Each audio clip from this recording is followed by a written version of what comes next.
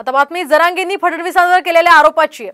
मराठा संघटनांना आमिष दाखवून फोडलं जातंय आणि हे देवेंद्र फडणवीसांचंच षडयंत्र आहे असा हल्लाबोल मनोज जरांगे यांनी केलाय। तर ईडब्ल्यूएसचं आरक्षण रद्द केलं ही सर्व फडणवीसांचीच चाल आहे असंही जरांगे म्हणाले। यासह मराठा समाजानं राज ठाकरेंना किंमत देऊ नये असंही जरांगेंनी स्पष्ट केलंय।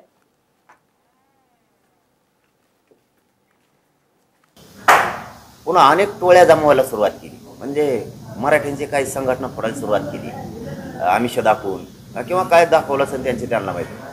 काही मराठ्यांचेच आमदार मंत्री मराठ्यांच्याच विरोधात सोडले।